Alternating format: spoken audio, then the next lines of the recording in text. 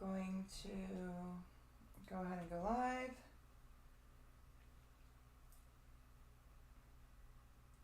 I think I'm live. Hi everybody. Welcome to the last leg of the first half of the year. So we have already covered January through May. In this video, we're going to cover June and the first week of July, which is going to be an interesting one. The whole month of July, both of the lunations in July are something else. And we'll meet again in June, probably sometime around the solstice. Maybe even on the solstice. I don't know. Maybe. We'll see. I don't know. Sometime in June, we will meet to start diving into the second half of the year. Hold on. Let me hit record over here for the platform. Hi guys. Welcome back to my ongoing 2024 webinar. We've already covered all of the beginning of the year, January through May. In this video, we're going to be covering June through the first week of July, which has some really significant astrological happenings going on that I think are going to majorly trigger some key world events. So we're going to definitely dive in through the first week of July, and then we will meet again in June to start diving into the second half of the year. So if you're watching this later on YouTube, this was recorded back in January for my 2024 Year Ahead webinar, which is still available for purchase down below, where we cover the rest of the year. All right, so I'm gonna. I have literally notes everywhere and the chart, and I guess we're just gonna dive in. Those of you who bought this webinar, go ahead over into the platform and find the PDF to download for the month of June. The calendar that we're gonna be going over here now. I'm gonna bring it up for you guys though, the rest of you. Here, so you could take a You can take a screenshot if you want. Hold on.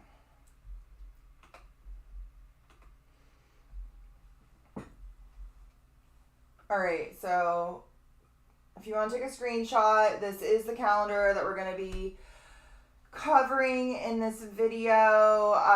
You guys, this moon here on July 5th is literally exactly. It's off by 1 minute. So it's exactly conjunct Sirius. Sirius falls at 14 degrees 24 minutes of Cancer, and the moon is exact at 14 degrees 23 minutes. It's off by 1 minute, but shortly after both the sun and moon transit Sirius. Within minutes. This is a really big one. This is a really big one to watch out for. That's on July 5th. But anyway, this is, let me move my cursor out of the way. If you guys want to take your screenshot, those of you who are webinar students, you have access to the PDF of this. Months and months and months ahead of time. You have this now in January. All right, so let me go ahead and go back here and put my face back, and we'll pull up the chart, and we'll just start diving in here. I need to get back to the beginning of the month though.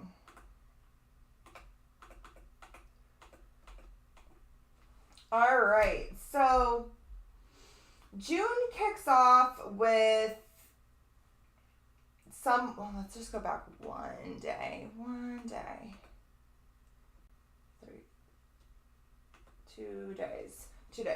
So June kicks off with a electrifying,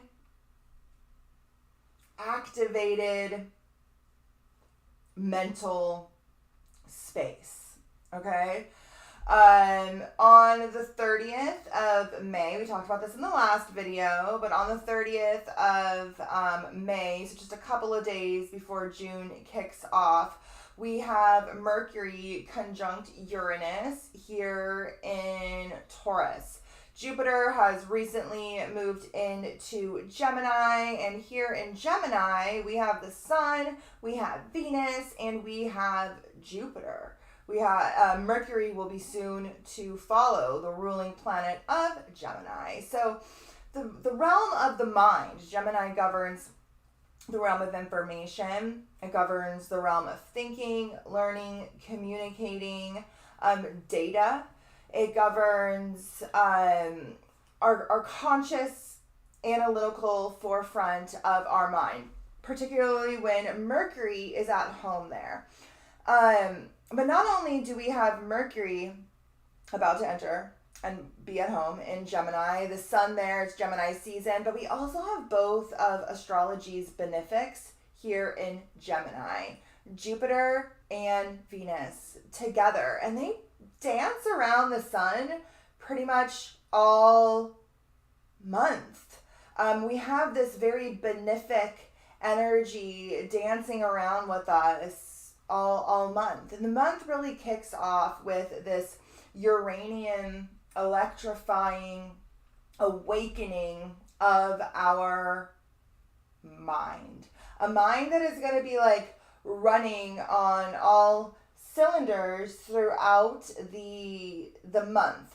A mind that is going to be activated so strongly by major galactic points and significant fixed stars and really powerful lunations.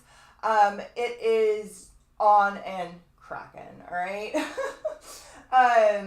June always is the height of our conscious mind, at least here in the northern hemisphere, because it is the month of the summer solstice. This month, the summer solstice is on the 20th of June, and this is the height of the light here in the northern hemisphere, the height of our conscious mind.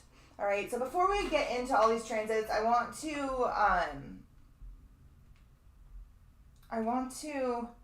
do the cards. I don't know why I keep forgetting about the cards. So we've been doing this archetypal narrative of the year, right? We've been pulling an archetype card for every month. January kicked off with the shapeshifter energy. We shifted, we started a bunch of new stories, a bunch of planetary shifts transpired.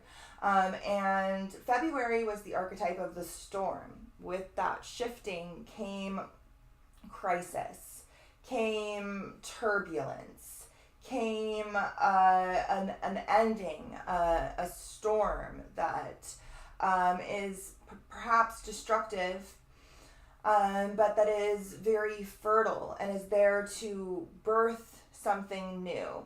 Through that storm, we were able to connect more deeply to divinity, to our spiritual essence. From there, we moved into the archetype of the prayer, right? And then from May to June, we moved into the sustainer energy. Like through that prayer, we gained the will to continue on through the storm. And in order to continue on, we need to sustain ourselves here in this earthly plane, right? And so in April, as we were shifting from Aries season into Taurus season, the sustainer energy was very much a focus, like doing the practical, tangible things, collecting all of the things that we need, building our foundation. In May, we started to move into the creator archetype, all right? The essence of creation became the forefront archetypal expression.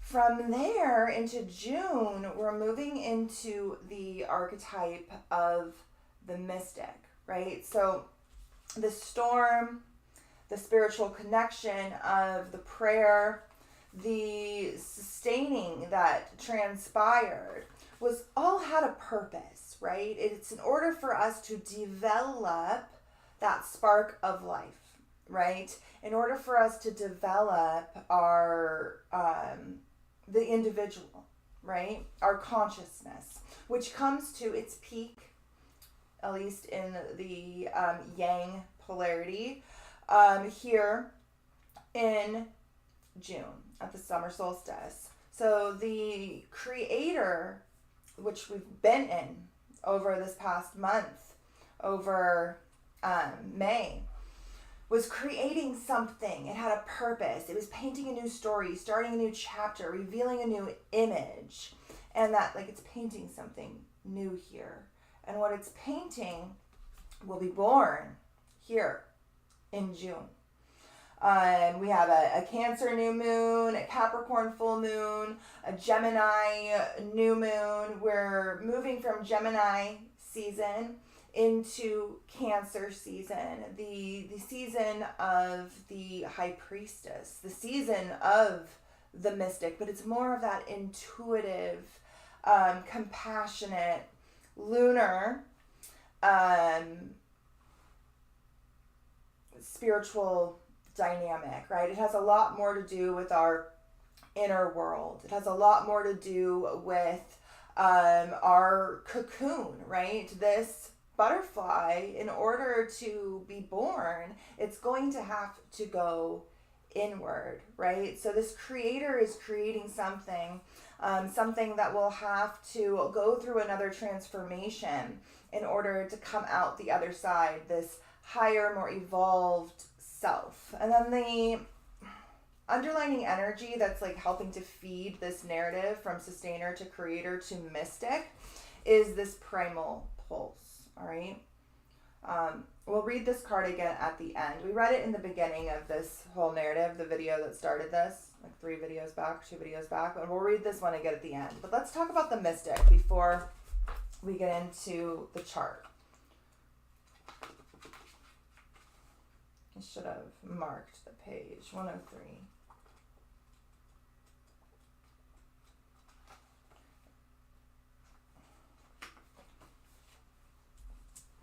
All right, the mystic, the seeker, the dreamer. Oh, there's so many squares happening to Neptune this month. We are psychic, mystical, dreamy, otherworldly self is being triggered and activated throughout the month in a plethora of ways. But yeah, there's lots of Neptune action. All right, the mystic is often misunderstood in our culture, depicted as a wandering or light-hearted daydreamer. Yet, like Shiva, the true mystic plays a critical role in society, remaining fearlessly dedicated to the path of transformation. Hold on. I'm trying to hold this, but I'm also trying to like lean against my chair so my back isn't like killing me. All right, I'm going to start that over again. The mystic is often misunderstood in our culture, depicted as a wandering or light-hearted daydreamer. Like Shiva, the true mystic plays a critical role in society, remaining fearlessly dedicated to the path of transformation. In order to save the earth from darkness, Shiva swallows the poison of the world and holds it in his throat, slowly transmuting the liquid into nectar. This is the work of the mystic. They do not fear darkness, but rather sit in the presence of it, harness the potential and latent energy behind it, and embed it with light. They are patient and prudent change makers, seeking growth above all else, unanswerable questions are the mystic's lifeblood. The mystic revels in mystery, in the great riddle of life, dancing with the forces of light and dark upon its wings. So we're moving from the creator to the mystic, right? So we're coming up to that period of peak light here in this northern hemisphere, and then we're giving way to the darkness and that mystical journey once more. Like any light worker, the mystic must build a relationship with fire. This begins by awakening the inner flame within. It may seem that the mystic is inward facing, yet its light beams back to the world with the strength of 1,000 stars. Like that. When this archetype is evolved, it is the remover of darkness, a visionary. It's ageless. But in its lower archetype, it can manifest expecting results, seeking attention and recognition. Okay? All right. So we're moving from the energy of the creator to the mystic, being fueled by this primal pulse. I guess I'll just read this now since we're doing the cards and I tend to forget about them.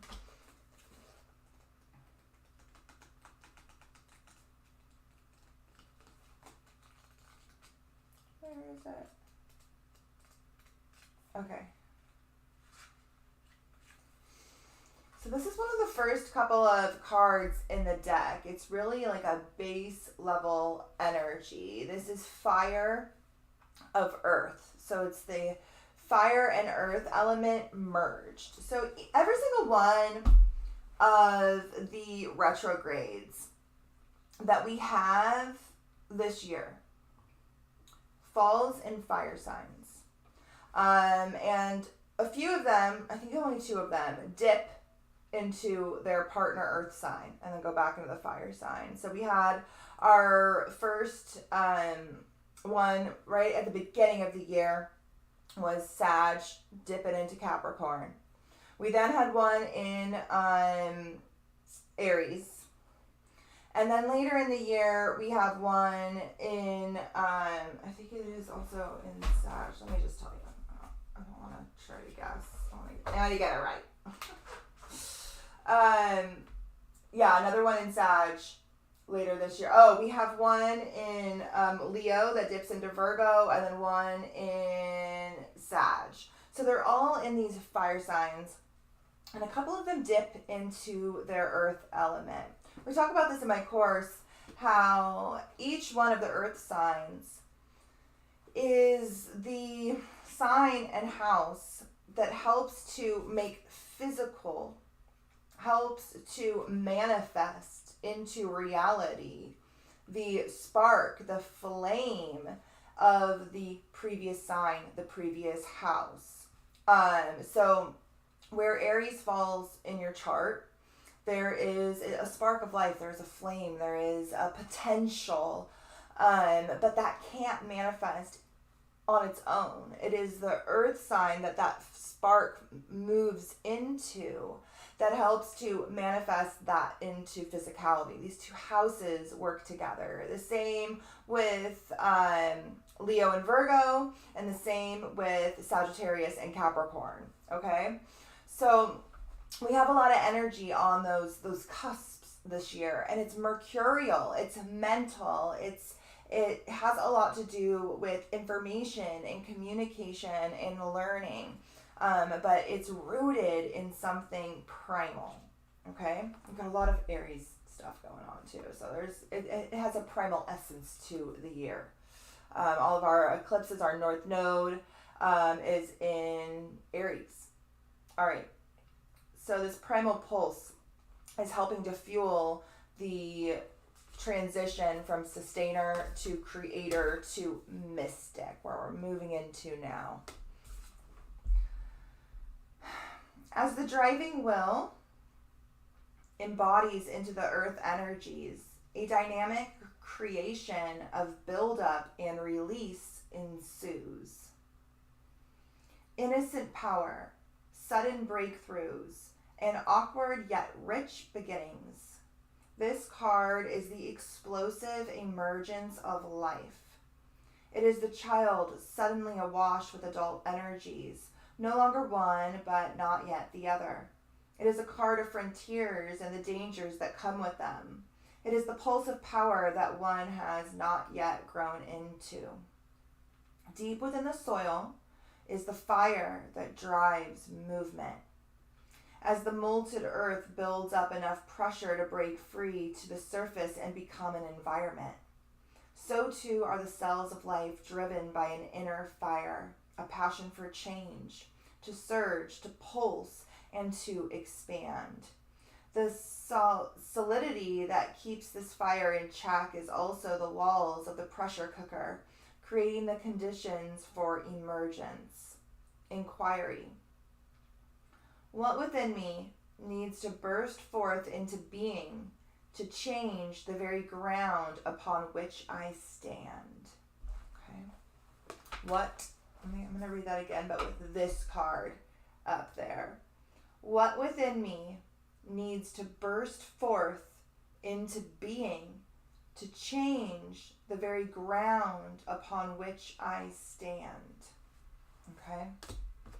And looking to see maybe where Gemini falls in your chart will be a key place for where this bursting is happening, especially with Jupiter transiting through there. We talked about that extensively in the last video because Jupiter moved in to Gemini in May. So we talked about that in the last one. All right. Let's get into the chart.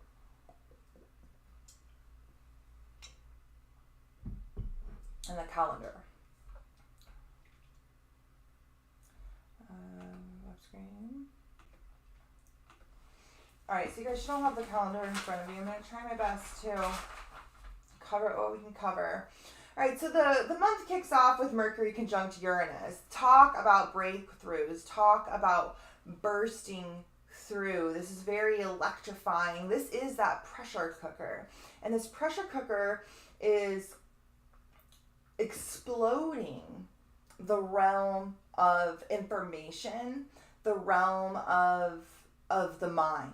All right, the Uranus Mercury conjunction Uranus is the great awakener. It awakens Mercury right before Mercury enters its home sign of Gemini, joining the Sun and both of astrology's benefics. This is a massive Gemini season, and it really has a lot of beauty to it. It really has a lot of expansion and optimism to it. I actually absolutely love this Gemini season, especially for those of you who have maybe your Venus in Gemini or your Jupiter in Gemini. You know, Eddie has his Sun and his Venus in Gemini. People with Venus and Gemini get a really bad rap, but both his Sun and his Venus trine my Sun and my Venus over here in Libra, so it's not that bad. Anyway, so it's a big Gemini season. Let's see. Where do I want to start here? I guess we'll just start on the first of the month with the Sun and also Venus. Venus moves in on that same day. Move into the constellation of Orion. All right, so Orion is the biggest, most noticeable constellation in our whole sky. More noticeable than most of the constellations of the zodiac, although it kind of dips into the ecliptic, but it's not really on the ecliptic like the zodiac, but it is revered throughout cultures. It's the easiest to see. It's the easiest to point out, even in areas with a high light pollution. It also falls right next to Sirius, which is right here, and that is the biggest, brightest star in our sky. So this area of the sky is very awe-inspiring. The Sun enters Orion right around 11 degrees of Gemini. And from 11 degrees of Gemini all the way through the end of Gemini, it is transiting through the stars of Orion. Now, Orion is an interesting constellation. Like I said, it was revered by the ancients. I'm going to read a little bit out of this book on Orion. So the interesting thing about this area of the sky is not only does it align with the stars of Orion, which are just revered, very easy to see, particularly the belt stars, the star Betelgeuse, the star Rigel. These stars are very large, very bright, very easy to see. This falls within the zodiacal tropical sign of Gemini, which represents duality. During Gemini season, the northern hemisphere of the Earth is experiencing its peak light, and the southern hemisphere is experiencing peak darkness. Duality. Duality at its polarized form. We have duality present at the equinox too, but these are balanced. Light and dark are balanced on the northern hemisphere and on the southern hemisphere. We're both feeling that equilibrium at the same time. But at the solstice, at Gemini season, the end of Gemini season, we have this period of extreme polarity. All right. The constellation of Orion means different things to different cultures. In Greek mythology, Orion is associated with this giant hunter who really represents polarized masculine consciousness that really has no desire for an equal, harmonious relationship with the feminine, but instead wants to dominate and suppress her. In Orion's case, he was trying to club the Pleiades and rape them. We talked about this in the last video.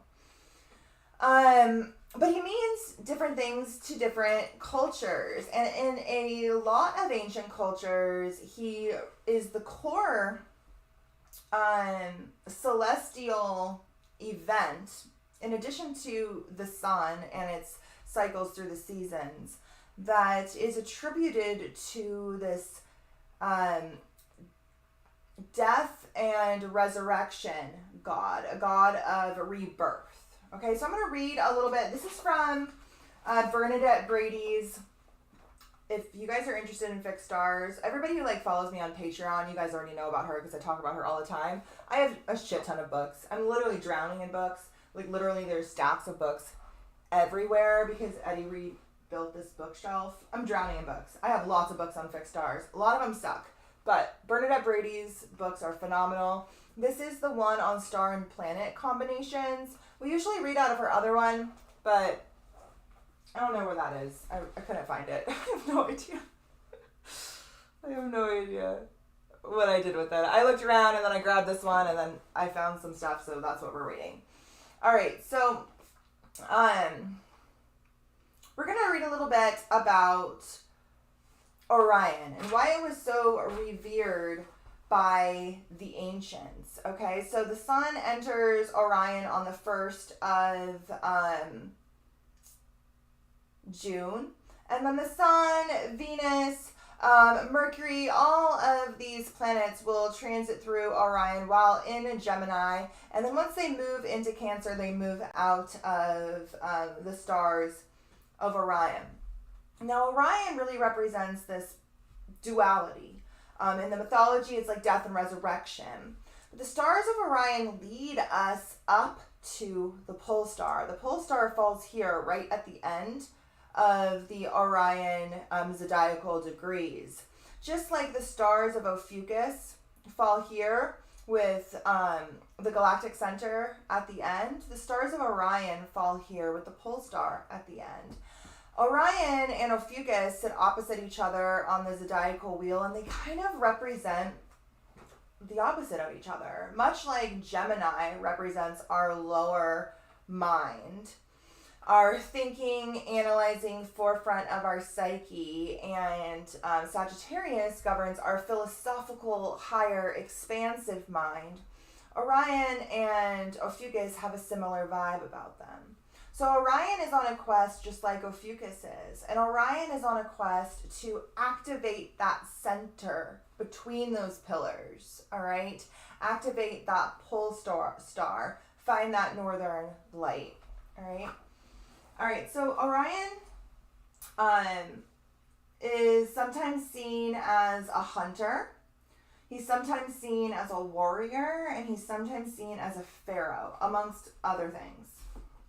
Around 6000 BC, Orion was celebrated and noted by the Egyptians to rise before the sun on the morning of the spring equinox.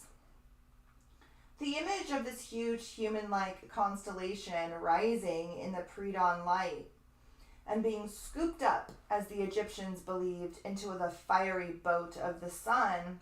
This is that heliacal rising. The image of this human-like constellation rising in the pre-dawn light and being scooped up, as the Egyptians believed, into the fiery boat of the sun linked this constellation to the concept of a god. However, as hundreds of years went past, they noted that less and less of Orion rose before the dawn on the equinox morning.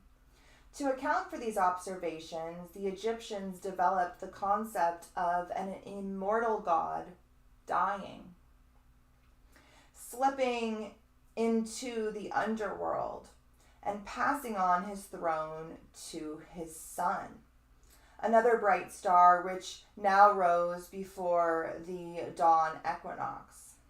Therefore, Orion sits on the equator, and like the constellations on the ecliptic or of the zodiac, it is subject to the hero's journey of precession, the shifting of the stars, where he appears to slowly, over thousands of years, slip into the whirlpool, slip into the underworld. Okay? So this is an area of the sky that is associated with this concept of death and rebirth, of slipping into the underworld, of an immortal god dying, right? In order to be reborn once more, ultimately. So we're reaching this peak of our light right now, and soon we will be giving way to that underworld once more in order for us to birth the mystic. All right, so let's move on. We're going to go touch on a little bit more on Orion when we get to the Gemini moon, because it's conjunct a certain fixed star, but just give me a second. All right, so on the 2nd, Jupiter comes in a trine to Pluto retrograde. We've had several trines to Pluto already. The Sun trined Pluto, Venus trined Pluto, and now Jupiter is coming in to a trine to Pluto. Pluto stationed retrograde back on the 2nd of May. And since then, it's had a lot of really harmonious aspects. It started its retrograde cycle here in a square to Venus and a sextile to Mars. So it was working hard. It wanted to work harmoniously with the planet of action in order to rewrite something, right? We talked about how when Pluto moved into Aquarius in January, it immediately started to transit over the point of the Great Conjunction of 2020. Something was initiated in your life and in the world. In the world, it was the little doop, the mass experiment on humanity that was tied to the Great Conjunction. And in your life, something transpired in the area of your life that Aquarius governs. Some huge story that will be building over the next 20 years kicked off. When Pluto moved in back in January of this year, that which started in 2020 is now morphing into something else, all right? And then in May, when Pluto stationed retrograde, that which has already started to morph is morphing even more. We're going through a retrograde cycle over this great conjunction point 3 times. Pluto is going to transit this point 3 times. And it is really focusing on all those re-words, all right? Us astrologers, we love to always be, to always talk about retrogrades as a time to reflect, reassess, realign, and reconfigure. You can really attribute any re-word to a retrograde energy. So I sat here and I was trying to think of re-words, and I have like quite a little long list that I'm going to read to you here.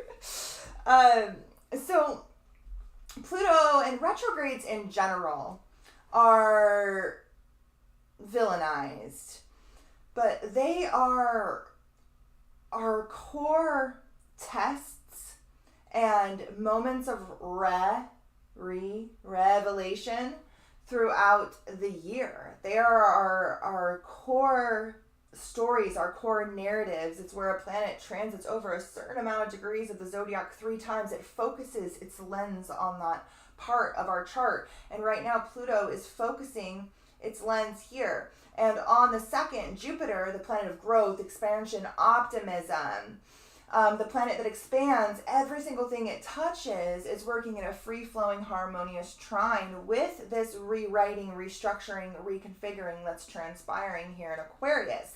This will be doing something huge on the world stage, massive, in regards to whatever agenda they're tying to Pluto transiting back over the Great Conjunction Point. I don't know if disease X rose once more, COVID being the first one of these disease X's. I don't know if they've got a new vaccine, a new variant. I am recording this in January. I have no idea what's going on. I don't know if this is straight up World War III.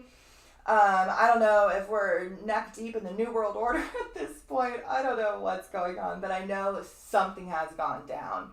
And at this point, this is rewriting this narrative. All right, here's some re-words, all right? So like I said, retrogrades are points, they're tests. They're moments of crisis that bring revelation, all right?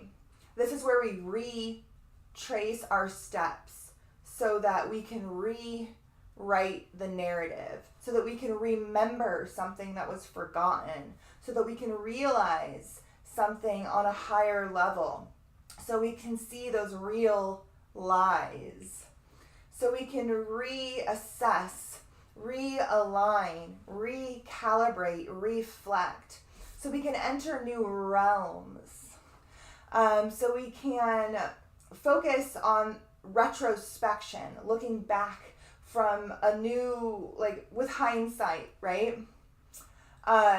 Revolution, maybe things need to break free, re-spiritualize, re-examine, or we can repress. We can not, we can demonize these periods. You see it happen all the time with Mercury retrogrades. You can just blame all of the upsets, praying for it to be over, counting the fucking days, talking shit on the whole test, and sacrificing your moment of revelation for that sweet, sweet, sweet taste of repression. Also, the word reincarnation. So, astrologically, in your chart, if you're born with planets retrograde, they are said to be tied to past lives and have an energy of reincarnation tied to them. When we incarnate with planets retrograde, it means that we incarnated to rewrite, restructure, remember, realign some energetic influence from the past. Now, I believe we're all doing this. We all have a karmic narrative. We're being asked to rewrite, restructure, reconfigure, but more often than not, we repeat, which is also an option during a retrograde test or moment of crisis, is to repeat. And oftentimes, the many repeats are needed in order for us to realize the real lies, I guess. All right, so Jupiter comes into the trine with Pluto retrograde here. This is really beneficial and expansive when it comes to whatever is changing here in your life. This point of the chart is like the great conjunction for me. The end of 2020 was when I launched my new website, my sessions, and everything like that. So Jupiter coming into a trine with that point in my chart is quite harmonious. If I can rewrite, restructure, or realign, something is out of alignment, something needs to morph into the next incarnation of itself. And this is happening for you too in whatever area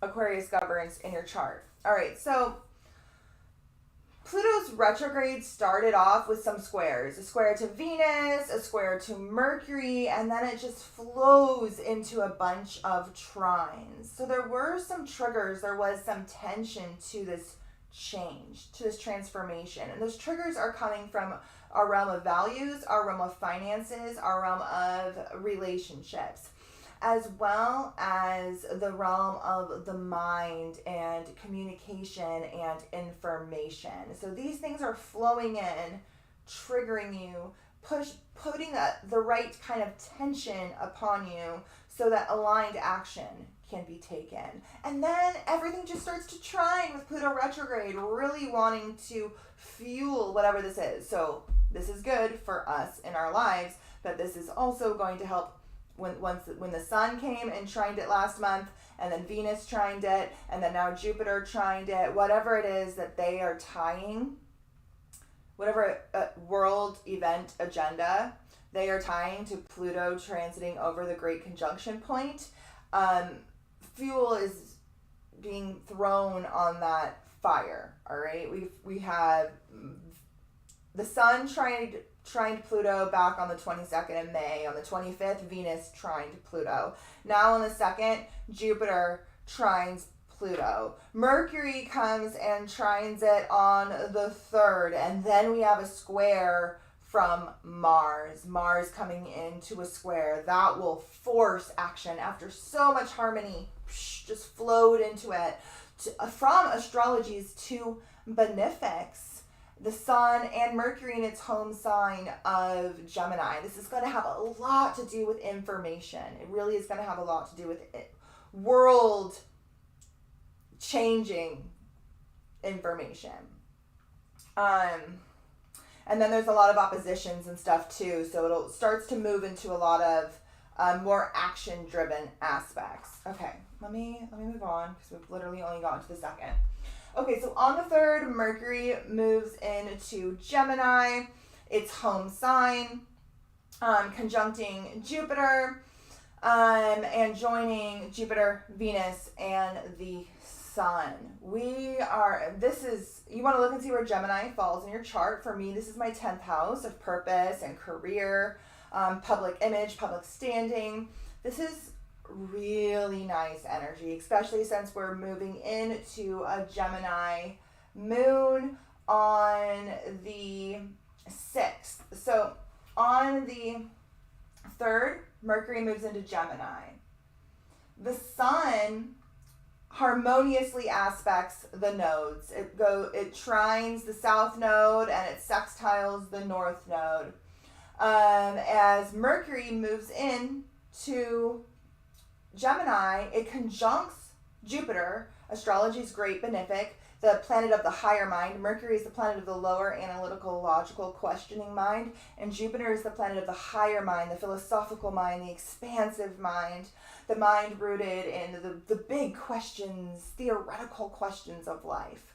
It immediately starts to conjunct Jupiter. It'll be exact on the 4th, and comes into a trine with Pluto. This makes our mind not only big and expansive, but penetrating into previously hidden information that is perhaps coming to light through this retrograde cycle. We're retracing our steps. Something wasn't really clear, but this is part of that clarity coming through. On the 4th, not only does Mercury conjunct Jupiter, which makes for a really big, expansive mind. This could be a day where information comes out into the public, perhaps more so a couple days later on the Gemini new moon.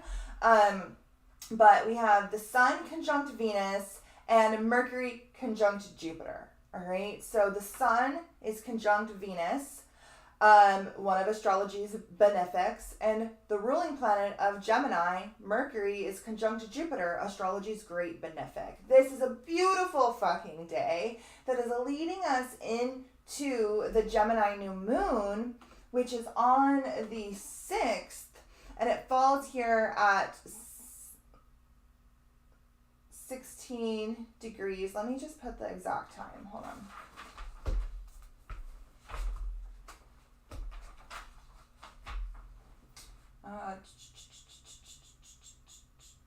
5:37 a.m.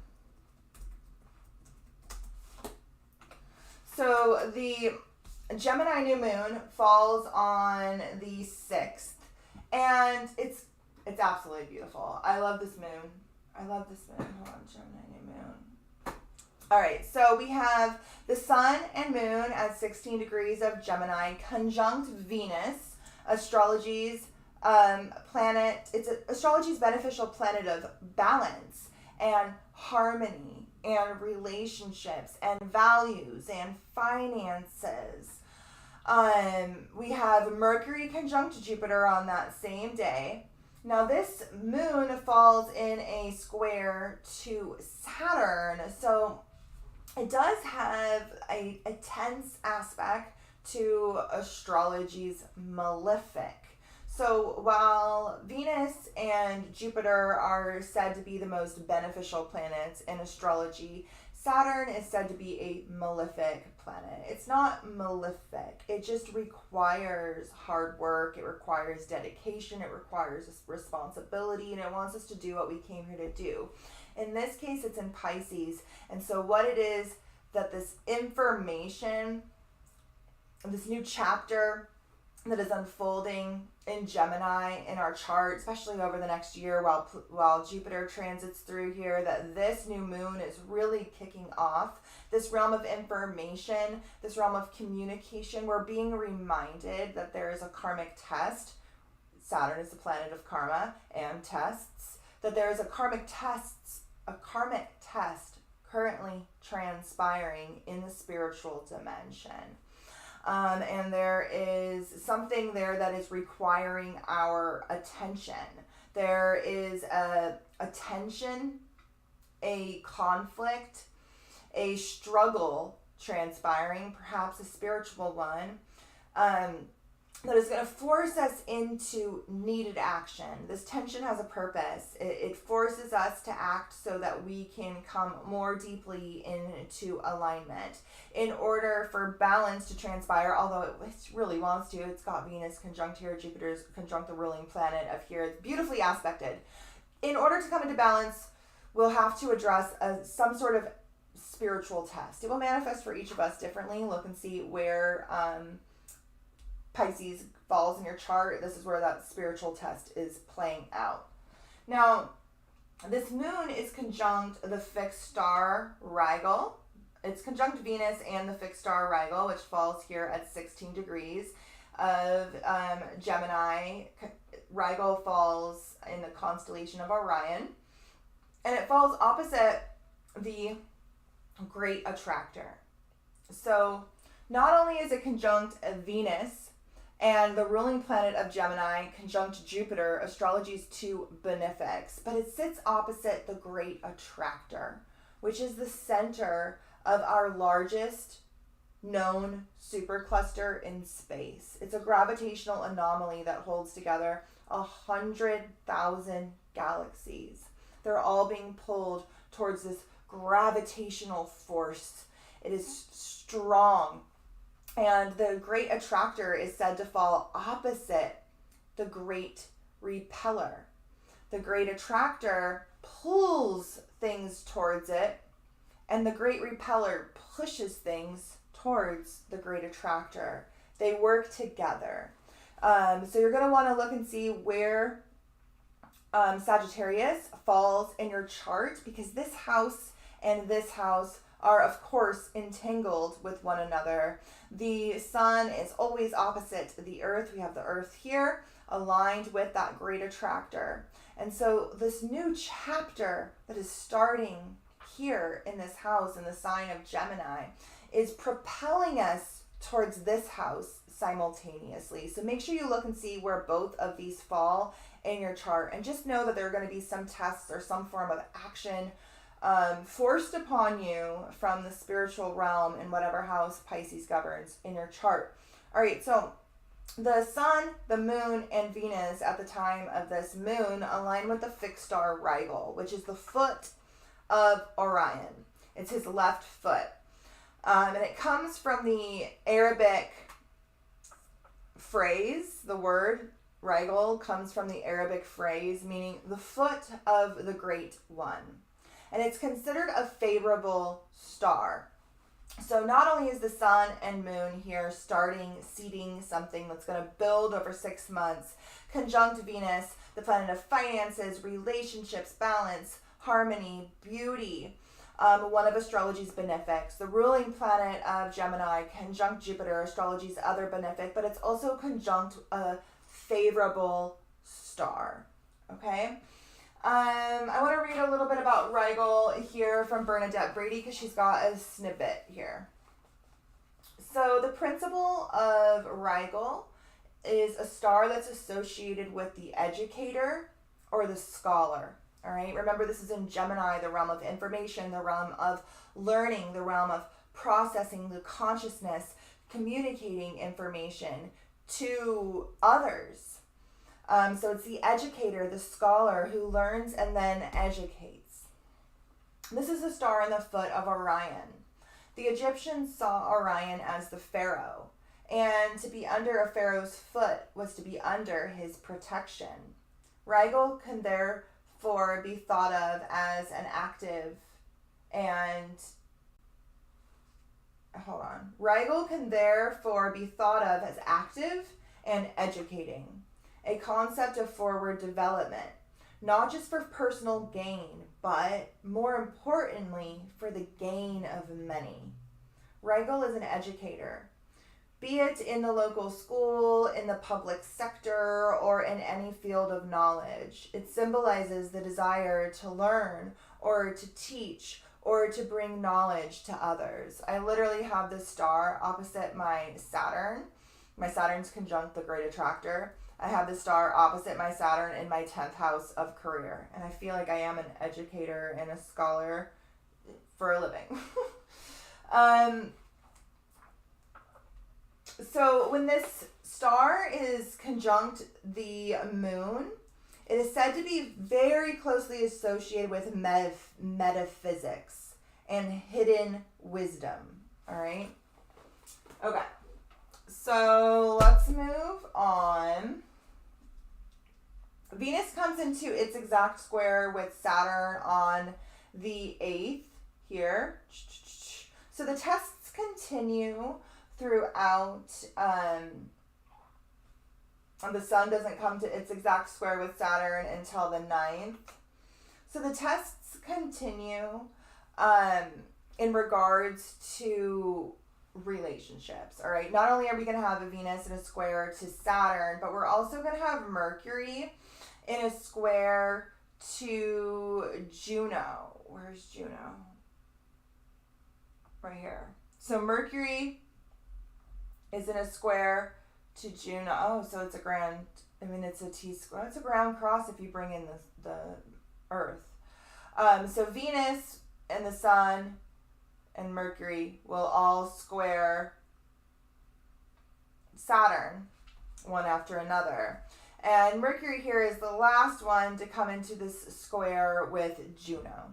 So both Venus and Juno are associated with relationship dynamics. Juno more so like domestic marriage partnership. Venus really is all others. But with that square to Saturn, it can bring tension, it can bring restriction, it can bring conflict, it can bring some sort of like authoritarian dynamic to those relationships, or it can just bring triggers and catalysts that solidify the commitment in regards to said relationships. Every transit has a double-edged sword, so it can go either way, all right? But there will be tests and responsibility.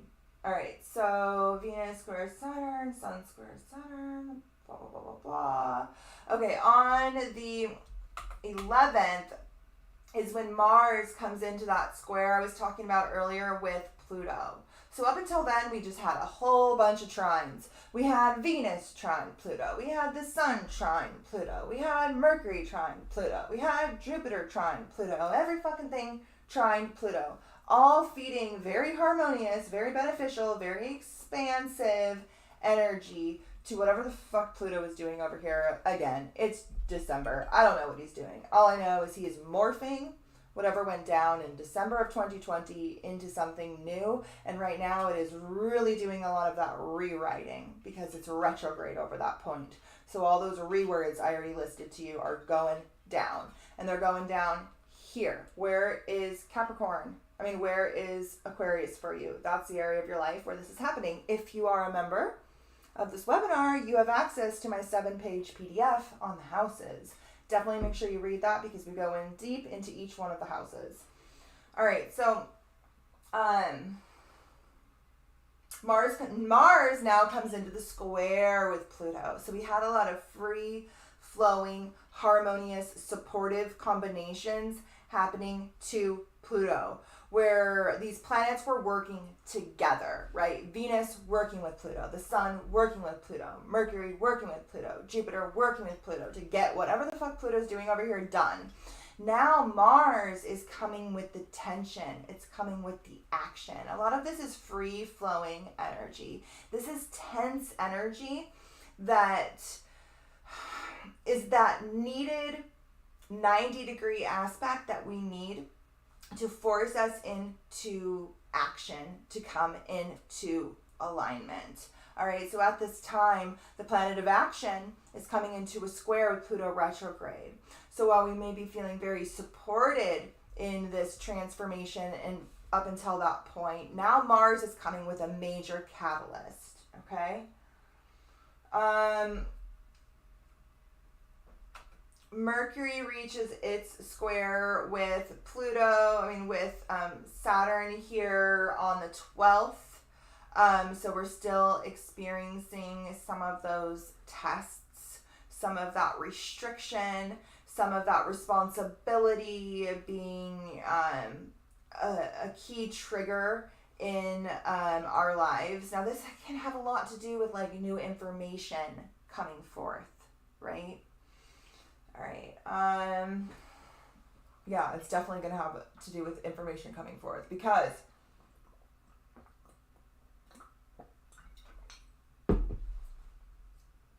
Mercury conjuncts the Sun right as it's coming. So right after it comes into that square with Saturn, it conjuncts the Sun.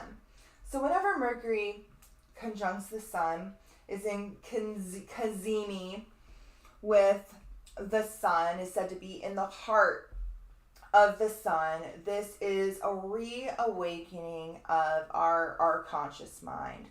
So in this month, we have Mercury starting conjunct Uranus, our awakened, electric, awakened, futuristic, enlightened mind. And then we have it transiting over the Sun, which is literally our vitality. It's our life force. It's our conscious egoic identity. And when the Sun conjuncts Mercury, especially in Gemini, this is a floodgate of information. This whole year is going to be a floodgate of information. We talked about this in the previous video. Jupiter has moved into Gemini. It hasn't been here since 2012 and the year 2000. During those years, we had the Edward Snowden information all released about the CIA and mass surveillance. We had the drafts of the Human Genome Project released. We had CERN announce the discovery of the Higgs boson God particle. We had lots of big, expansive information. This year is going to be no different. I'm feeling it's going to have a lot to do with AI and aliens. So even when Mercury conjuncted Uranus back in the beginning, or when Jupiter conjuncted Uranus in April on Hitler's birthday, this is a conjunction that has been tied to World War I, World War II, and several other wars and uprisings and economic crises. But Uranus and Mercury both have to do with technology. Uranus having to do with that higher futuristic, alien, artificial, conscious technology. And so this information coming through at this time may have something to do with UFOs, the alien psyop, which is on and cracking this year. Oh my gosh. Between Pluto and Aquarius, the Jupiter-Uranus conjunction, and then Jupiter transiting through Gemini. Lots of big, weird information rooted in the future of humanity is coming forth. I wouldn't be surprised if by this time aliens are already like here. Not really, because I'm not even sure that aliens are real in that sense. I do think they're more like interdimensional and whatnot, and whatever it is the government is telling us is 100% false and fake. But I would wager that by this time, like I said, I'm saying this in December, but by this time, by June, the alien psyop is in full swing. More so than just, oh, there's 8-foot tall aliens at the mall, and have you seen this flying jellyfish? Have you guys seen that jellyfish video of that UFO? It is the dumbest thing I've ever seen. Oh my gosh. And the only people who will buy the alien psyop are the ones who this whole time have been telling us aliens aren't real. The rest of us are not going to buy any of it. But this screams big, big information coming out into our minds. Okay. On the 14th, Mercury conjuncts the Sun at the same time that Venus opposes the galactic center. So Venus is the first one to make its opposition to the galactic center. Mercury follows the following day, and then they all start conjuncting the pole star. So what we have here is the area of the sky that I refer to as the axis mundi. All right. I have a whole video on YouTube about this. Please, for the love of God, go watch that video, because I really need to just say that word and have you know what I'm talking about. I talked about it for like 3 hours. The axis mundi is a fancy pants Latin term for the center of everything. This axis, this pillar, that is the central force that all spins around. Represented in our stellar sky by the pole star, the still star that all stars rotate around, and the galactic center, the still black hole that all the stars in our Milky Way galaxy, 100 billion stars, all rotate around. They happen to sit opposite each other in the zodiacal wheel, and they happen to align with our solstice points. So right as we approach the summer solstice and the winter solstice every year, we align, all the personal planets align with the galactic center and the pole star. This is why these solstice points are so activating right now at this point of time in our evolution, because these stars move 1 degree every 72 years. So they will slowly move out of alignment with these core energetic parts of our year. But right now we have the supergalactic center aligned with the equinox, and we have the galactic center aligned with the solstice points, as well as the pole star. So Venus comes into its opposition with the galactic center the same time that Mercury is conjunct the Sun. Our mind is awakened. Our mind is aligning with these higher galactic forces, and this is happening in a square to Neptune. Neptune has been transiting these degrees of Pisces here for a considerable length of time because of its retrograde cycle, and it's been doing so in a square to the galactic center and the pole star. And now the sun, Venus, Mercury, and even Jupiter eventually will reach this alignment with the pole star and the galactic center in a square to Neptune at home in Pisces, the psychic spiritual realm. This is profoundly activating when it comes to our logical, analytical mind, information in the forefront of consciousness, but being triggered from this vast galactic logos and this depths of the spiritual, unseen, visionary, multidimensional realm. Okay. So Venus opposes the galactic center on the 14th. Mercury opposes the galactic center on the 15th. So while Orion here represents this God, this immortal God that is dying and passing on his legacy to his son, which is the narrative that, the mythological narrative tied to the shifting of the ages. It's said that as the age of Gemini ended, it passed its torch to Taurus. So Gemini is said to be Osiris in Egyptian mythology. Orion, which falls in Gemini, is said to be Osiris from Egyptian mythology, who dies and passes his torch to his son, Horus, who is associated with the fixed star Aldebaran over here in Taurus.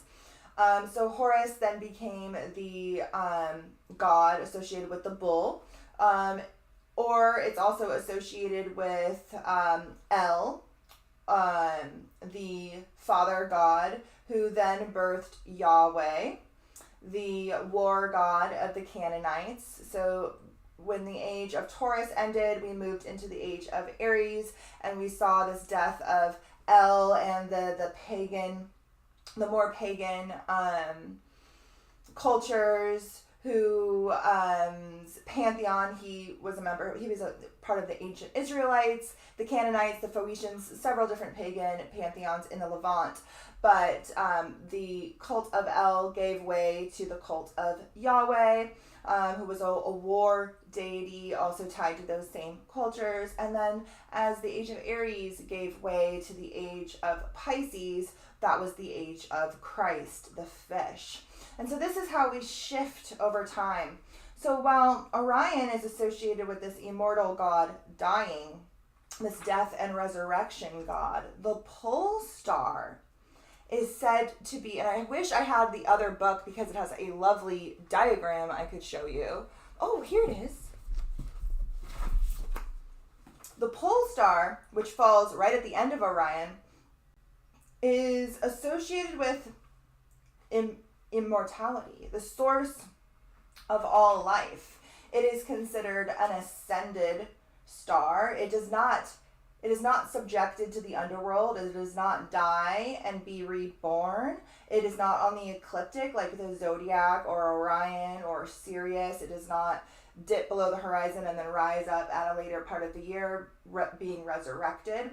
The stars around the pole are said to be ascended. They don't ever die. And the pole star is said to be the source of life. So you can see, how do I do this? Okay. Focus. Maybe if I move my face. Okay, there you go. So you can see the sacred source of life there in the middle. That is the pole star. And then all of these constellations up here are considered to be ascended. Draco is the dragon that circles around the celestial pole, guarding it. Then they also have the king and queen. Those are the parents of Andromeda. And then there is the great bear, the she-bear, the goddess herself, who also guards the sacred source of life, who is her child. That is the baby bear. The tail of the Little Dipper, which is actually the little bear, Ursa Minor, the divine child, is the pole star. It's the center of it all is that divine, pure essence of the divine child. So all of these planets,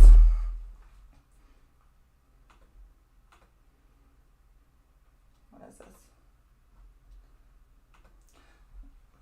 All of these planets here are now about to align with the pole star and oppose the galactic center. Venus starts it on the 14th, opposing the galactic center. On the 15th, Mercury opposes the galactic center. On the 16th, Venus conjuncts the pole star, squares Neptune, and then enters Cancer. So first it conjuncts the pole star, comes into a square with Neptune, and then enters Cancer. The same time that Mercury does as well. So we got Mercury, the ruling planet of Gemini, Venus, one of astrology's benefics, both transiting the pole star, the galactic center at the same time, and then moving into Cancer together, conjunct. The same day that the sun opposes the galactic center. So we have Venus transiting, Mercury transiting, conjuncting each other, squaring Neptune as they move into Cancer. All of this is leading up to the solstice. The day before the solstice, on the 19th, we have the sun conjunct the pole star. These are profound activations that help us to access and activate that axis mundi, which is what this is all about. Like, astrologers, they love to spit the as above, so below, as above, so below, but like, I don't think they really mean it or understand it, because they're not really paying attention to the as above. They're paying attention to the core planets and the 12 signs. There's a bunch of shit going on up there in space, and then all of it is revolving around the pole star. The pole star is the key. It is what this is all about.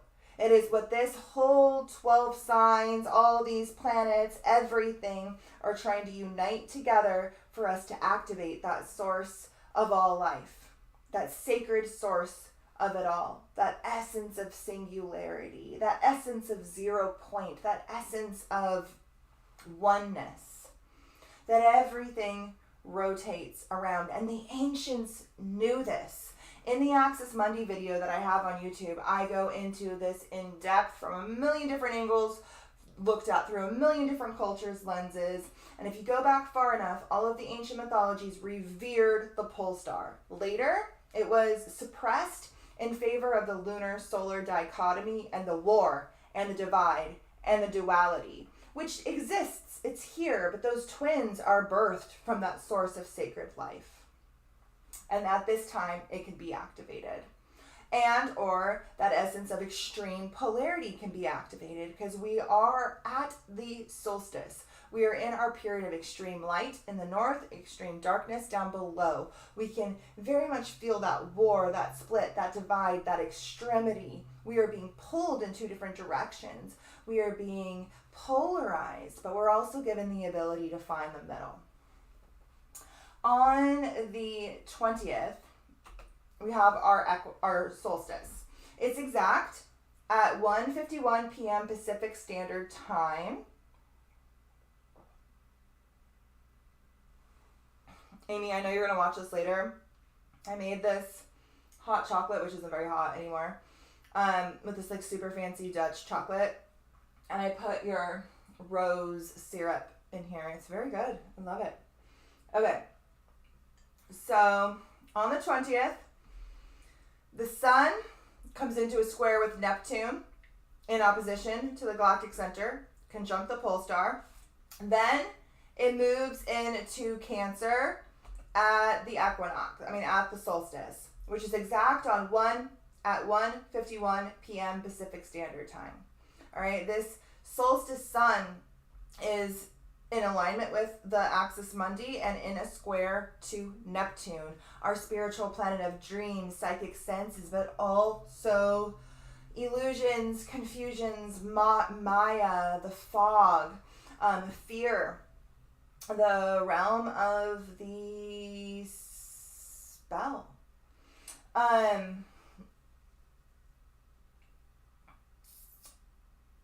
There's 2 Capricorn full moons in a row. I didn't realize that. And there's Capricorn full moon in June and then one in July too. Interesting. Oh yeah, those 2 Cap new moons. I did realize that the other day, but I didn't realize that right now. I forgot. Okay. All right. So the 20th is the equinox. The 21st, we have a full moon. So on the 20th, the sun, the solstice sun is in a square to Neptune. So these high holidays, these high solar holidays, these points of the solar year, the equinox, the solstice points, these are already profound and deeply spiritual and deeply activating when it comes to the equilibrium and the evolution of our inner yin and yang faculties, right? But this year, this happens after a profound freaking Gemini season that is just like lit up with harmonious, beneficial, there are tests. There are the squares to Saturn. There is a little tension. There is a little restriction. There is a little like karmic debts needing to be paid. But it's a beautiful, beautiful Gemini season. It's a really great year for Gemini placements. And then the solstice sun reaches that solstice point in a square, almost exact square to Neptune, that planet of psychic senses, mysticism, dreams, spirituality. I love this. This means the triggers, the activations are coming from the literal depths. Like it can't get any deeper into Pisces if it freaking tried. It's almost at the end of the zodiac. The depths of the spiritual, mystical, multidimensional realm. Okay. On the 21st, we have this Capricorn, our first of 2 Capricorn full moons in a row. The second one is in July, and it falls at 29 degrees of Capricorn, very close to the degree of America's natal Pluto, over that 29th degree where Pluto has will be dipping back into. So it's like literally like right here where Pluto is 3 times. Very close to America's natal Pluto, which is at 27 degrees, where we've been in the midst of that Pluto return energy for the past couple of years.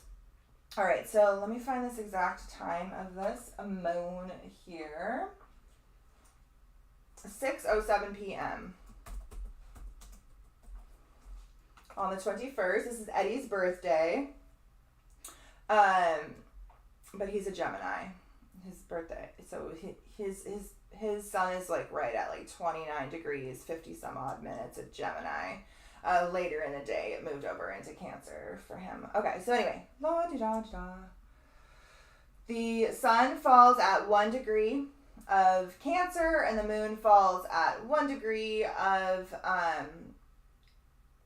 Capricorn, within orb to the galactic center, within orb to the pole star, conjunct Venus, within orb even to a conjunction to Mercury. And a sextile, a square, so just a square to Neptune. And the square, Neptune. All right, so we have the sun in Cancer, the intuitive, subconscious, lunar, emotional realm. In a square, we have Mercury there too, so our mind is in that subconscious dimension. In a square, Mercury isn't, but the sun is in a square to Neptune in the depths of the Piscean realm. And then we have our moon here, conjunct the earth, because the earth is always opposite the sun, at 1 degree of Capricorn. Now this is conjunct a couple of fixed stars. This is conjunct some fixed stars in the constellation of Sagittarius. So it falls in tropical Capricorn, but it falls in the constellation of Sagittarius. The fixed stars are Spectulum, Speculum, which is in the bow of the archer, and I have no idea, I'm just going to spell it, Alnasi, which means the arrow's head or the point, okay? So these are the bow and also the arrow, particularly the point of the arrow. Now, according to like traditional medieval fixed star astrology, these stars are said to be somewhat unfortunate. Both stars are said to be associated with eye trouble and blindness and like an inability to see. I think this is interesting considering our sun is in a square to Neptune. The fog, the illusion, the delusion, things may not be as they seem right now. We may not be able to see clearly. The star is also said to be associated with depression. I can get the vibe. I get the depression vibes from this moon. It's a very emotionally volatile moon. I almost am feeling like a tidal wave of emotions. The star is also said to be associated with a morbid religious outlook, or having no concern for human life, or a negative fear of God. So I think it's interesting that this, again, in a square to Neptune in Pisces, which is the realm of fear. It's also the realm of God and spirituality. And we're having triggers and tests come from this realm. And so the lesson of this moon is to face up to those tests. It's a Capricorn moon. Capricorn, we are always tested. This is the realm we came to be the most tested in. It's ruled by Saturn. Look and see where Capricorn falls in your chart, what house that governs, and then look and see where your Saturn placement is as well, what house that falls in, even how it may be aspected, because these are the tests you came here to do. The house that Capricorn falls in has a lot to do with the tests, the quests, that which you came here to build. And where Saturn falls in your chart, house placement, sign placement, aspects, is how you can kind of go about doing that. It helps to fuel that house. Okay. Mercury squares the nodes on the 22nd. Here in a square to the north node and the south node, right before it conjuncts Sirius on the 23rd. All right, so the nodes are already something that the powers that want to be, have been key aspects to the nodes and the eclipses. These eclipses on the Aries Libra axis have been key events in the World War III narrative previously, and I assume it continued like that throughout the rest of 2024. For all I know, we may be neck deep in World War III right now. We probably are. Mercury aligning with Sirius on the 23rd also aligns with the sun of America, because America's sun falls right here aligned with Sirius.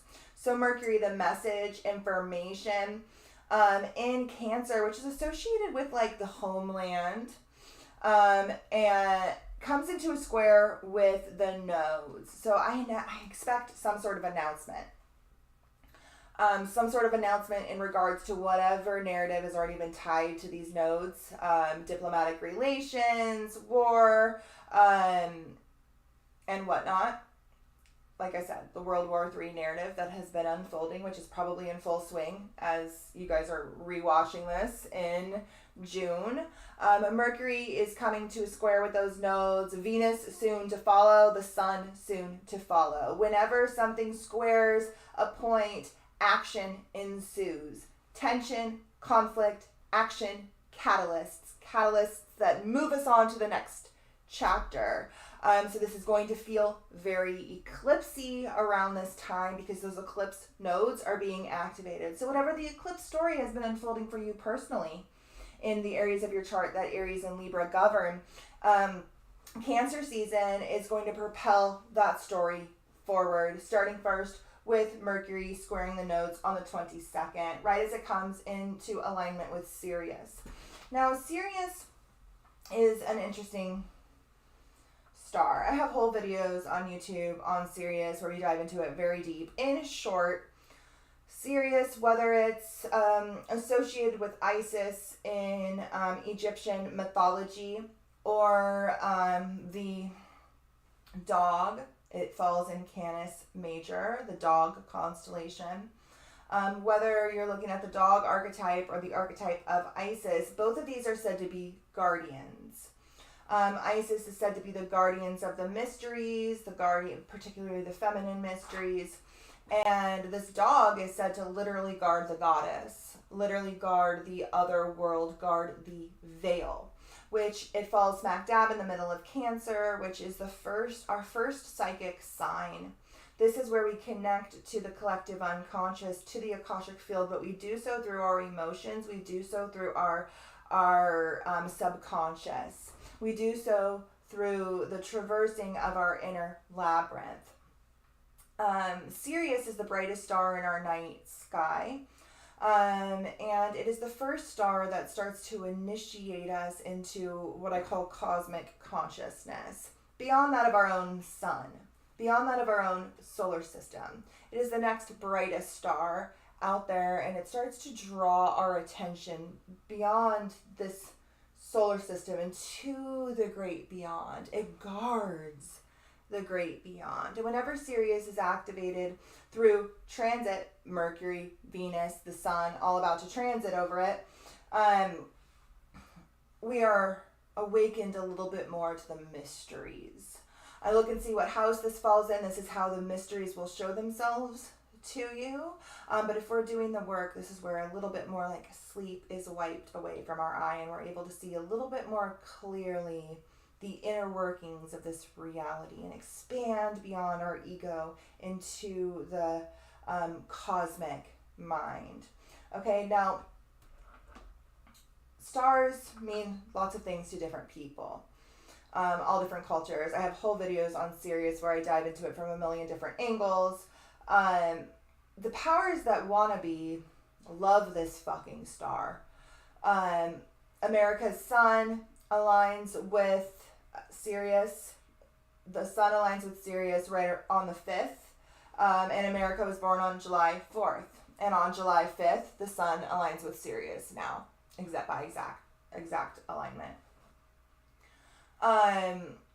Many occult orders, from the Freemasons to the Order of the Eastern Star, which is an offshoot of the Freemasons, to many others, revere the star. Anybody who looked at the sky and tried to unlock its mystery is drawn to Sirius. It's fucking bright. It pulls your attention towards it. So any nefarious order would, of course, have an affinity to the star. Everybody who is celestially minded does. Particularly Freemasonic orders. Rooted in America, but that span the globe. All right. So whenever, and this is why I have the exact times written down here, because every year when the sun, a couple years ago, not last year, the year before, when the sun transited Sirius, like almost to the exact minute, the sun it was off by like 2 minutes. When the sun transited Sirius, they blew up the Georgia guide zones. It was almost to the exact minute. Then the next year, last year, right as the sun transited Sirius, they released threads on Instagram with the logo 666. Well, this year we have a lot of transits to Sirius as well that are very significant. Not only are they happening in a fucking square to the nodes of fate and destiny that they've already been tying this World War III narrative to, but they're tied to this massive new moon. All right, let me get there. So On the 23rd, Mercury conjunct Sirius at 10 o'clock p.m. Venus squares the nodes on the 26th and meets Sirius on the 28th. Remember, in some of these occult orders, Venus is associated with the morning star of Lucifer. They may really, really, really like that transit. That may be a key one for them. It's exact at 4:38 p.m. Saturn stations retrograde on the 29th in a trine. I mean, it's a wide trine, but in a trine to all of these planets transiting over Sirius. And then the sun and the moon meet Sirius at the same time on July 5th. Let me do the exact time here. You guys, I can't get over how exact this is. This is fucking crazy. All right, hold on. 3:57 p.m. Okay, so I have Sirius here in my chart. You can see right here. Sirius falls at 14 degrees, 24 minutes of Cancer. All right, and we have our Cancer new moon on the 5th of July. At 14 degrees, 23 minutes, literally off by 1 zodiacal minute. It couldn't get any fucking closer if it tried. I mean, it could get 1 minute closer. This is also happening in a square to the nodes in alignment with America's sun, exactly conjunct Sirius. Mark my words. I mean, I don't want to help manifest things, but I already know what they're going to do. Mark my words. Something is going to go down early July. There's no way, absolutely no fucking way America is going to let this moon come and go without initiating something massive, something entangled with the nodes, something entangled with this war narrative, and perhaps bringing the homeland, because Cancer governs the homeland. It governs our connection to the homeland. Now this falls opposite the Earth here in Capricorn, that governs like the governmental structures, so you can bring that in as well. And then we have the nodes in a square to it that are tying the manifestation of World War III too. They have been through past transits. I don't know if this is when they bring us into it or what, but Venus squares Chiron on that day. Chiron is conjunct Eris, the archetype blamed for starting the Trojan War due to the shadows of the gods themselves. It's conjunct Chiron, our wounds around anger and rage and war and all of these Aries archetypes. And Venus, our relationships with other countries, relationships with each other, is coming into a square with Chiron at the time of this moon. Now this can make for triggers that force us into healing said relationships during this time, perhaps within our own home life, perhaps in regards to our mother, our early life trauma, our early life programming, any sort of subconscious blocks. But on a world stage, this is really triggering that core wound of humanity, the fight, the flight, the need to survive by ultimately stepping on the backs of others. Okay. Mars, the planet of action, drive, and motivation, comes into a sextile with Saturn retrograde, who just stationed retrograde back on the 29th. So this is helping to take action in regards to the spiritual war, ultimately. Saturn and Neptune transiting through here, preparing to conjunct in 2025 here in Aries, have a lot to do with tests and restriction placed upon humanity from the spiritual dimension in order for us to get right with that side of our experience, right? So a lot of the world events that are manifesting are outward projections of our inner collective the struggle within our inner collective consciousness, collective unconscious. And Mars, at the time of this crazy moon on the 5th, like, they're definitely going to do something, you guys. Absolutely, 100%. 1,000,000%. Something is going to go down. Probably starting around the solstice. Oh, I was like, well, what asteroids are aligned with the solstice? I wonder. And I went to look, and I was expecting to see some sort of, like, archetypal, mythological figures. That wasn't the case. We have 2 different places aligned with the solstice, the sun. So as the sun transits the galactic center and the pole star and the solstice in a square to Neptune, the spell, the illusion, the confusion, the fear, it does so in conjunction to the asteroid Flagstaff and in opposition to the asteroid Ohio. So I don't know what is going to go on in those 2 areas of the world, but they're both here in America. But throughout the month of June, I would say to keep an eye on both Flagstaff, so Arizona, and Ohio.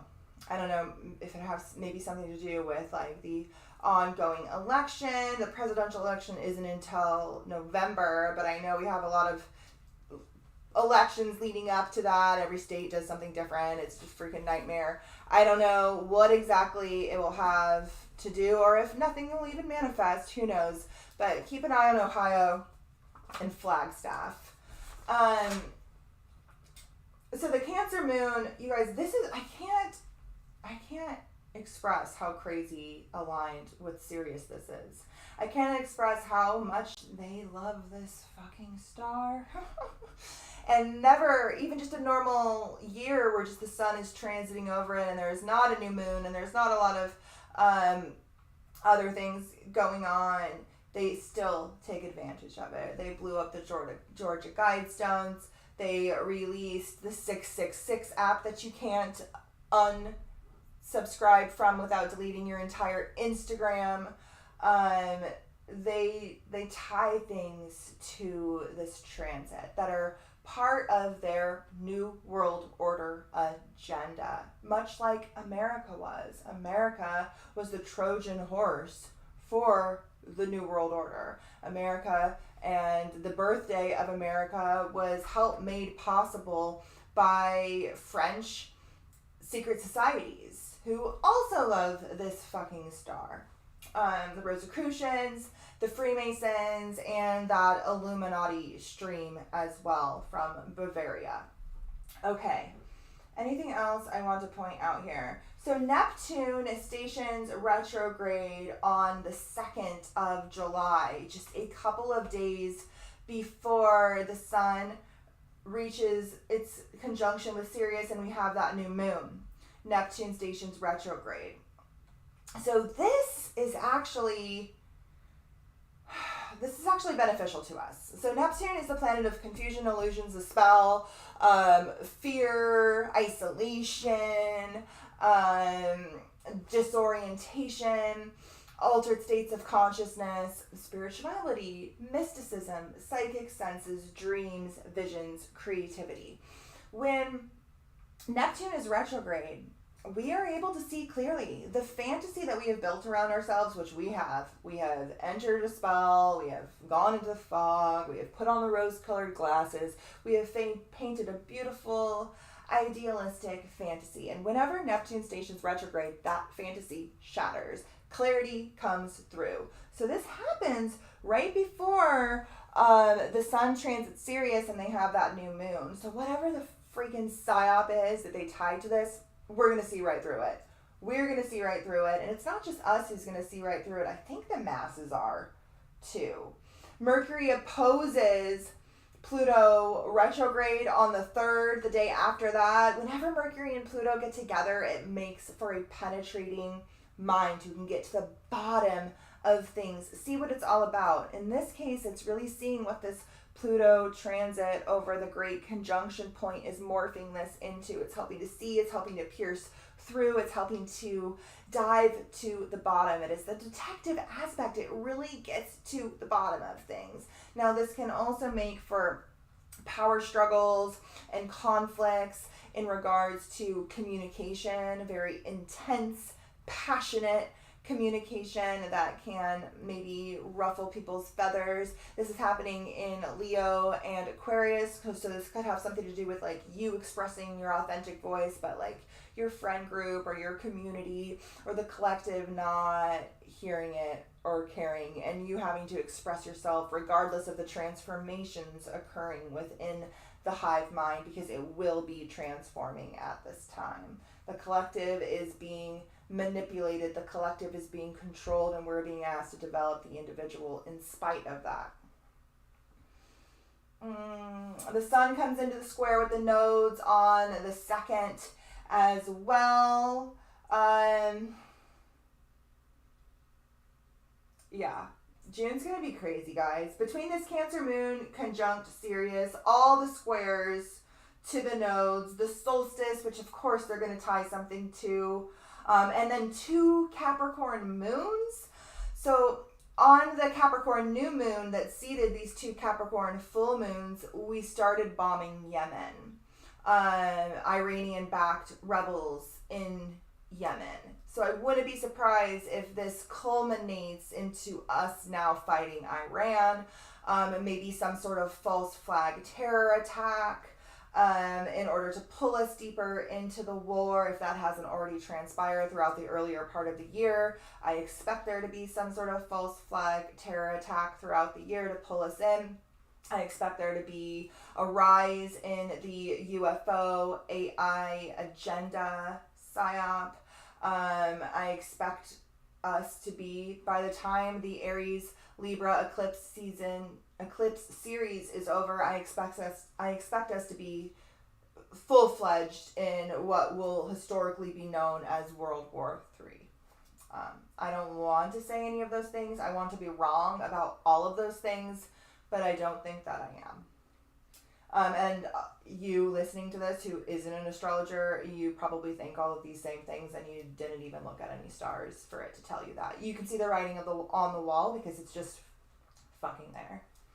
All right, in June, we will meet to discuss July, which houses that Cancer new moon conjunct Sirius, our second of our 2 Capricorn moons, amongst a bunch of other things.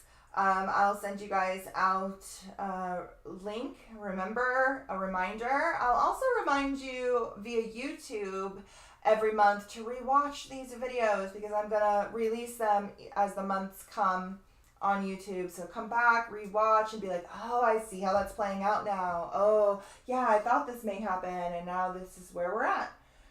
Thank you guys so much for being here with me. This webinar definitely morphed into an absolute massive endeavor. I really wasn't so long ago.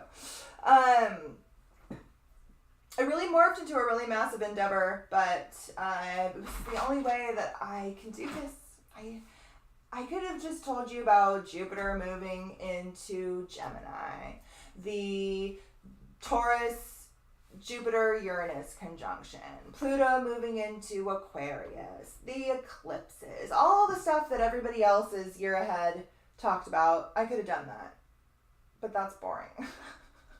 I gotta tell you about the stars, I gotta tell you about the galactic center, I gotta tell you about the asteroids, I gotta tell you about all of the little things, and we gotta go and talk about it for several hours on end. So I think this first half of the webinar is roughly like 10 hours long, and the second half will probably be just as long, but we'll tackle that in the summer.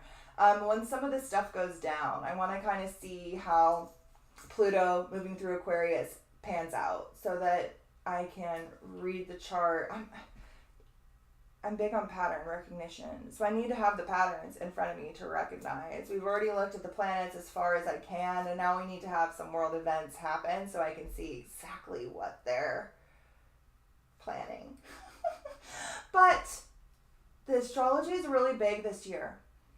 And like I've said many times throughout this webinar, whenever the astrology is really big, they make really big agenda pushes on the world stage and big collective events transpire. But then simultaneously, huge things can happen for you in your life. There's a reason why they choose certain years to push certain things forward. It's because they know that the astrology is conducive to growth, to expansion, to building huge structures over a long period of time. All right? All right, guys, I will upload this into the course. Thank you so much for being here, and I will see you in the summer. Bye.